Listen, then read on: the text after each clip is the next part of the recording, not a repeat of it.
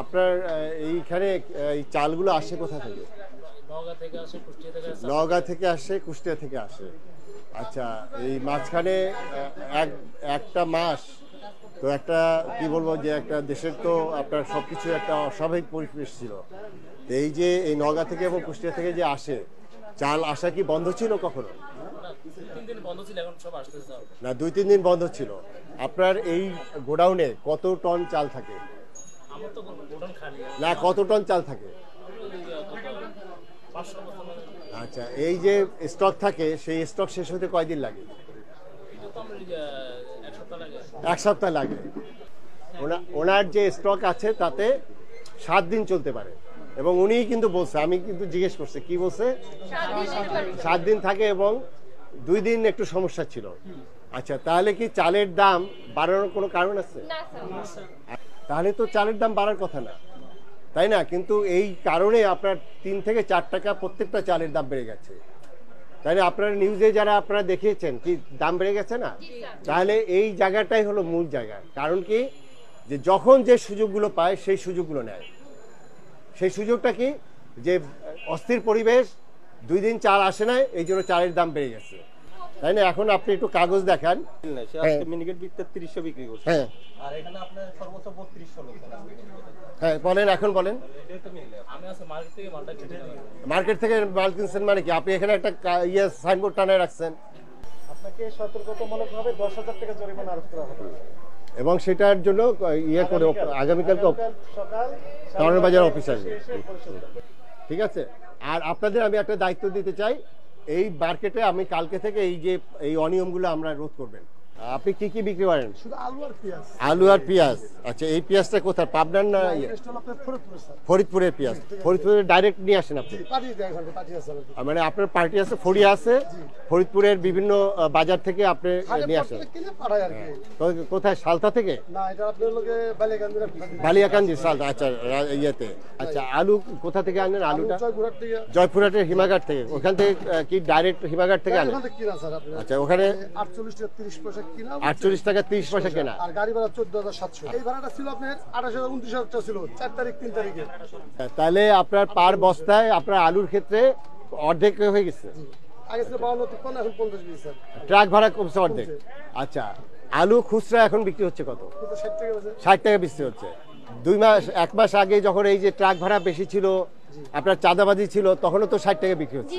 এখন আপনার ট্রাক ভাড়া আপনি বললেন যে অর্ধেক হচ্ছে, যে 28,000 টাকা ট্রাক ভাড়া আপনি এখন 14,000 টাকা আনতে পারছেন। তাহলে এই ট্রাক ভাড়ার ফলে আপনার পার কেজি আলুতে আপনার খরচ কমে গেল, কিন্তু বাজারে তো সেটা কমে নাই। আপনি আড়তদারি পান। আচ্ছা, কার কাছে বিক্রি করেন? কাস্টমার নেয়। কে কাস্টমারটা কে? কাস্টমার বিভিন্ন মহল্লায়। আচ্ছা, এই আজকে কার কাছে বিক্রি করছেন? নাম্বার আছে, কালকে নিচে মেহেদি নামে এক ছেলে নিচে, বড় বাজার নাম্বার। কত করে বিক্রি করছেন? 50 টাকা দিয়েছে স্যার। 50 টাকা। সে কি পাইকারি? খুচরা বেচে স্যার। সে খুচরা বেচে। মেহেদির ফোন নাম্বার দেন। সে এখান থেকে 50 টাকা নিয়ে সে কেন 60 টাকা বিক্রি করতেছে? সে ম্যাক্সিমাম কততে বিক্রি করবে? 54 টাকা বা 53 টাকা, তাই না? সে তো মানে এখন লাভটা করতেছে তো সে আরো বেশি। জি মেহেদি, আসসালামু আলাইকুম। হ্যাঁ, আপনি কেমন আছেন? আচ্ছা, আপনি কি আলুর ব্যবসা করেন নাকি আলু বিক্রি করেন? মা বাণিজ্য ভান্ডার থেকে আজকে কত টাকা করে আলু কিনছেন? কত কেজি? কালকে 50 টাকা কেজি। কত কেজি কিনেছেন? 200 কেজি। আচ্ছা, 390 কেজি আলু কিনছেন 50 টাকা করে। ঠিক আছে, এই আলুটা আপনি 60 টাকা করে বিক্রি কেন করেছেন? আমার কাছে ইনফরমেশন আছে, আপনি এখান থেকে 50 টাকা আলু কিনে আপনি আপনি 10 টাকা করে লাভ করছেন। তাহলে 380 কেজিতে আপনি 3800 টাকা লাভ করছেন শুধু আলুর ব্যবসা করে এক রাতে, তাই তো? না, আমার কথাটা শোনেন। আমার কথাটা হলো যে আপনি 50 টাকায় কিনেছেন এই আলুটা, আপনি 15 দিন আগে কত টাকা কিনতেন? 50 টাকায় না কি বেশি দামে কিনতেন? 52 টাকায়। 52 টাকায় যখন কিনছেন তখনও 60 টাকায় বিক্রি করছেন, আবার 50 টাকায় কিনেও আপনি 60 টাকায় বিক্রি করছেন, তাই তো? আচ্ছা, আমি ওই যে আপনাদের এখানে যে ছাত্ররা আছে ওনাদের আপনার কাছে পাঠাচ্ছি, আপনার এই বিষয়গুলো চেক করবে। ঠিক আছে? এই আপনার এই নাম্বারটা ছাত্ররা আছে, তারা দেখবে, এই বিষয়গুলো চেক করবে। আপনি 52 টাকায় যখন আলু কিনছেন তখনও আপনি 60 টাকায় বিক্রি করছেন, আর আপনি এখন আমাকে বললেন যে 50 টাকায় কিনেও 60 টাকায় বিক্রি করছেন। তাহলে আপনার উচিত ছিল কত? 58 টাকায় বিক্রি করা। এবং 58 টাকায় আলু যদি বিক্রি হতো, আমরা তো বলতে পারতাম যে আলুর দাম একটু কমেছে। আমি যখন এখানে আসছি, আমার রিক্সাওয়ালারা খেটে খাওয়া মানুষ, তার আলু তাদের প্রত্যেক দিন লাগে। সেখানে আপনি পার কেজি আলুতে 2 টাকা আরও অতিরিক্ত লাভ করছেন। এমনি তো লাভ করেনি, 2 টাকা অতিরিক্ত লাভ করছেন। এই লাভ যে করছেন, এটা কি ঠিক হয়েছে কিনা বলেন? তাই আপনি এখন কত দূরে, এখান থেকে কত দূরে আছেন? এখান থেকে রিক্সা ভাড়া 60 টাকা নিব। 60 টাকা নেবে। আচ্ছা, আপনার এই ফোন নাম্বারটা দিচ্ছি, ছাত্ররা আপনার ওখানে যাবে, এটা ইনভেস্টিগেশন করবে। এরপরে আপনি আগামীকাল আপনি ভোক্তার যে অফিস আছে কাউরান বাজার টিসিবি বিল্ডিংয়ে যাবেন। আপনি যে এই কাজগুলো করছেন, এই কাগজপত্র নিয়ে আমাদের ওখানে ঢাকার জব্বার মণ্ডল এটার দায়িত্বে আছে, তার সাথে দেখা করবেন। আমরা তো সাধারণ ছাত্র, আমাদের বাজার এসব সম্পর্কে কোনো ধারণা নাই, কখনো ছিল না। কিন্তু এখন আমাদের সামাজিক অবস্থা এমন জায়গায় এসে দাঁড়িয়েছে যে আমাদের এখন এখানে এসে কথা বলতে হচ্ছে, স্বনজরে দেখতে হচ্ছে, দায়িত্ব নিতে হচ্ছে স্যারদের পাশাপাশি। তো আমরা স্যারদের প্রতি অনেক কৃতজ্ঞ যে আমাদের এই সুযোগটা করে দেওয়া হয়েছে, যাতে আমরা এখানে সরজমিনে দেখতে পারি। এবং আমাদের অভিজ্ঞতাটা আসলেই দারুণ যে আমরা এই অভিজ্ঞতাটা নিতে পারছি এবং এর মাধ্যমে সামনে আমরা আগাতে পারবো, কাজ করতে পারবো। আমাদের যারা আছে, আমাদের টিমে কাজ করছে, তাদেরকে আমরা পরামর্শ দিতে পারবো যে চলো আমরা এভাবে কাজ করি, যেরকম এরকম। আমরা এখন থেকে চেষ্টা করব প্রত্যেকটা লিফলেট একটা করে দোকানে থাকবে বাধ্যতামূলক, এবং এই সতর্কতা সবাই মানে অবলম্বন করবে, মেনে নিবে এবং তাদের একদম জানা থাকবে। এবং এখান থেকে আমরা যা যা শিখলাম যে আপনারা যাদের কাছে বিক্রি করছেন, খুচরা বিক্রেতা, তাদের সবার ডিটেলস, ফোন নাম্বার সহ, যাতে আমরা তাদের সাথে কথা বলতে পারি, সেই সুযোগটা আপনারা আমাদের করে দিবেন, আপনারা রাখবেন, আপনারা সচেতন থাকবেন। তো এটা আমাদের অনুরোধ, আপনারা আমাদেরকে সাপোর্ট করেন যাতে আমরা এই দ্রব্যমূল্যের দাম কমাতে সহায়তা করতে পারি, এবং যারা খেটে খাওয়া মানুষ তারা যেন 2 বেলা মানে ভাত খেতে পারে। ওরা মাছ মাংস চায় না, ওরা একটা সাধারণ খাবার চায়, সেটা যেন পেট ভরে খেতে পারে। এই জন্য আমাদের সবারই সচেতন থাকতে হবে, সবারই কাজ করতে হবে, সবার জায়গা থেকে। আচ্ছা, আপনার এটা ডিমের আড়ত কত বছরে? আজকে লাল ডিম কত করে বিক্রি করছেন? মানে ইয়েতে কত পড়ে আপনার পার পিসে? কত পড়ে? 11 টাকা 40 পয়সা। ডজন কত পড়ে?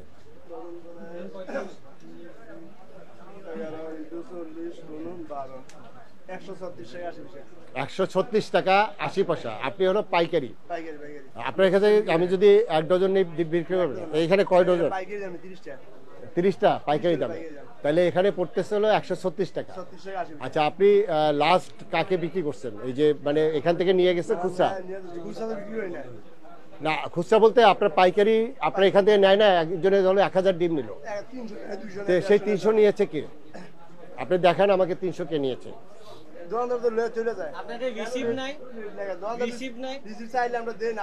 হ্যাঁ, আপনি বলেন যে কোন দোকানদারকে বিক্রি, সেই নাম্বার দেন। আচ্ছা, আপনার নাম কি? মোহাম্মদ রাজীব। আপনি কি করেন? ডিমের ব্যবসা করেন। আচ্ছা, আজকে আপনি ওনাকে দাম ঠিক করে দিচ্ছেন? আপনি এসএমএসটা পেয়েছেন না? না। তাহলে কি আপনি স্লিপ আসছে? আপনার মোবাইলে এসএমএস কি আসছে? হ্যাঁ, আপনার একটু তাহলে এটা একটু চেক করা দরকার। আপনার এই দামটা যে ধরে দিচ্ছে, এটা কোথা থেকে দিয়েছে? টাঙ্গাইল থেকে। আপনি আজকে ওনাকে কত টাকা ডিম বেচছেন? 1120 টাকা। আপনি কত টাকা কিনছেন? 1100 টাকায়। এই 1100 টাকায় কেনার কাগজ আছে আপনার কাছে? উনি যে 1120 বেচছে, ওই কাগজটা দেখাও তো, তুমি যে দেখাইলা।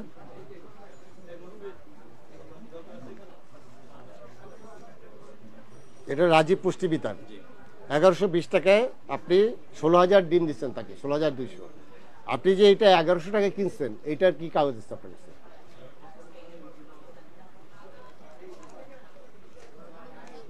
আপনি কি কিনছেন কার কাছ থেকে?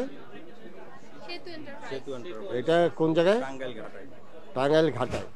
আচ্ছা, সে কত করে বিক্রি করছে? 1100 টাকায়। আপনার পার ডিমে আপনার কত খরচ হয়? পার ডিমে কত খরচ? 11-12 পয়সা। তাহলে সে 1100 টাকায় বিক্রি করছে, আপনি 1120 টাকায় বিক্রি করছেন। মানে হলো এটা হলো 100 ডিমে 100 ডিমে। আচ্ছা, এই নাম্বারটা একটু ফোন ধরো। শাহালি মার্কেটে রাজীব পুষ্টি বিতানে ডিম বিক্রি করেছেন? আচ্ছা, কত রেটে বিক্রি করেছেন? কালকে সম্ভবত 1100 টাকায় দিছি। 1100 টাকায়? আচ্ছা, এই 1100 টাকায় যে ডিম বিক্রি করেছেন, এই ডিম কি আপনি উৎপাদন করেন নাকি আপনি ওখানে আপনার আড়ত? না, আমার যে ছোটখাটো আরো। এই যে আপনি যে 1100 টাকা রেট দিলেন, এইটা তো একসময় এটা 1240 টাকা পর্যন্ত ছিল। তা এই যে 1100 টাকায় যে রেট দিলেন, এই রেটটা আপনার কে ঠিক করে দিল? এখন রেটটা তো তারপরে আমরা তো ডিম কিনছি হলো কিনার উপলক্ষে কিনছি হলো আপনার 1000। আপনি শোনেন, আপনি পরিষ্কার করে বলেন, আপনি যে এসএমএসটা পান সেই এসএমএসটা কখন পান সেটা বলেন। এটা তো তারপরে ডিম বিক্রি করার পরে ডিমটা কিনি। না না, আপনার এসএমএসটা কখন পান? না, এসএমএস তো আমার মোবাইল আসে না। তাহলে দামটা কিভাবে ঠিক হয়? দামটা ওই যে বিক্রি করি, যেমন 1100 বিক্রি করছি, আমি কিনছি হলো আপনার মনে করেন যে ওই লেবার টেবার সহকারে আপনি 1075 টাকা, 1070 টাকা এইভাবে কিনছি, 1080 টাকা। আচ্ছা, আপনি এই কিভাবে কেনেন এগুলো আপনার তদন্ত করবে, টাঙ্গাইলের ছাত্ররা যাবে, ঠিক আছে? আপনার নাম্বারটা ওদের দিব, আপনি তাদের কাছে সব তথ্য দিবেন। টাঙ্গাইলের যে আমাদের অফিসার আছে তারাও যাবে, ঠিক আছে? আমরা দেখতে চাই যে এই দামটা কিভাবে ঠিক করেন আপনি। এই যে ব্রয়লার মুরগি আপনারা প্রতিদিন কতগুলো নিয়ে আসেন? কিসে করে নিয়ে আসেন? ট্রাকে করে, মিনি ট্রাকে? জি, এটা হলো আপনার বড় মুরগির গাড়ি আছে, এক গাড়ি। আপনারাও নিয়ে আসেন সেটা? না, আমাদের আরেক। আচ্ছা, সেটা ভাড়া কোথা থেকে আনেন? এই মুরগিটা কোথা থেকে আসে? এটা আপনার বিভিন্ন এলাকা থেকে আসে স্যার। কোনো সময় আপনার বগুড়া, কোনো সময় দিনাজপুর। আচ্ছা, বগুড়া থেকে এখানে ট্রাক ভাড়া কত ছিল আগে? 1 মাস 2 মাস আগে? আগে কত আছে? 14,000 15,000 টাকা ছিল। 15,000 টাকা ছিল। এখন এই যে গতকালকে কত করে আসছে? এখন কত টাকা জিজ্ঞেস করতে হবে আমাদের পার্টি। আমরা এখনো মানে জানা হয়নি ব্যাপারটা, এখন কত মানে যারা।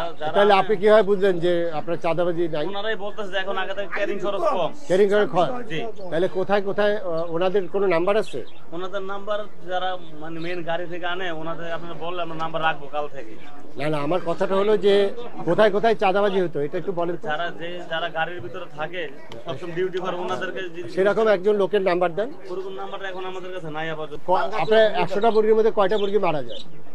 আমাদের অ্যাভেলেবেল এরকম মরে না না না, আপনার এখানে না, আপনি যখন এই ট্রাক মুরগিটা যদি রাস্তা জ্যাম পড়ে তাইলে মারা যায়। কয়টা মারা যায়? সচরাচর মারা যায় না। না, আপনি যখন মারা যায় কয়টা করে মারা যায়? কত 2টা 4টা 5টা মারা যায়। কত? 100টার মধ্যে? এক গাড়ির ভিতরে। এক গাড়ির এই 5টা মুরগি কোথাও ফেলে দেয়? কোথাও তো মরা মুরগি ফেলা দেখি না। এটা আমরা বলতে পারবো। এটা তো আবার কোথায়। আমি ভালোটা রাখি পাইছে বেশি। আচ্ছা, তোমরা ওইটা দেখবা যে পরিবহন ভাড়া আগে কত ছিল, এরা তো পাঠায়, এখন কত হলো, মানে কমছে। তাহলে কমলে সেই অনুযায়ী বাজার ইম্প্যাক্ট পড়ছে কিনা, কারণ এখন তো ওই যে হিডেন কস্ট নাই। আপনি করলা কত করে বিক্রি করছেন? 60 টাকা করলা। আপনি পটল, আমি বুঝলাম না কিছু, এটা দেশি পটল বলতেছেন 80 টাকা। আপনি ইয়া কত, ওই যে কাঁচামরিচ কত? 240, 200 টাকা করে বিক্রি হচ্ছে তো। আপনি যে 1100 টাকা কিনছেন সেই কাগজ দেখান।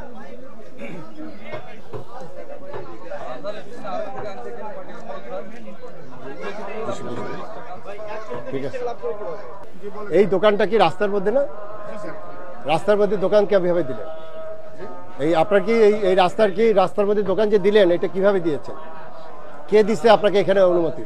মানে আপনি কোন চুক্তিতে রাস্তাতে গিয়েছেন? ওইটা তো আপনার সিটি কর্পোরেশন নাকি?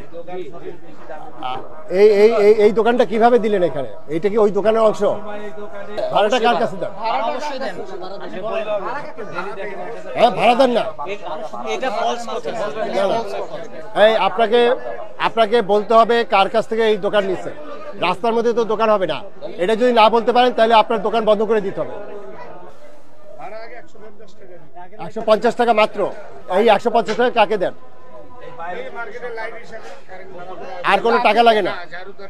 প্রথম কথা হলো যে তোমরা দেখবা, এই তোমাদের দায়িত্ব দিলাম, উনি কার কাছ থেকে এই দোকান নিচ্ছে। এই রাস্তায় তো দোকান হওয়ার কথা না, তাহলে নিশ্চয়ই কাউকে দিচ্ছে, সেই কাগজ দেখাইতে। আপনার নাম বলেন তো, এটা তোমরা ডিটেলস দেখবা। আমরা মূলত গত 7 তারিখ থেকে আমাদের পরিবর্তিত পরিস্থিতিতে আমরা বাজারে কাজ করছি। 7 তারিখে কিন্তু আমি বাজারে নেমেছি। আমি প্রথমে কারণ বাজার গিয়েছিলাম 7 তারিখে, 8 তারিখে আমরা গিয়েছিলাম শ্যামবাজারে, গতকাল শুক্রবার 9 তারিখে আমি শান্তিনগর গিয়েছি, আজকে মিরপুর শাহালি মার্কেটে এসেছি। এই চতুর্থ দিন আমাদের একটি নতুন ডাইমেনশন যোগ হয়েছে। আপনারা জানেন আমাদের যে ছাত্র আন্দোলনের ফলে যে পরিবর্তন এসছে, বিশেষ করে আবু সাঈদের যে জীবন উৎসর্গ দেওয়ার পরে আমাদের টোটাল দেশটা এখন নতুনভাবে আমাদের দায়িত্ব এসেছে সবার।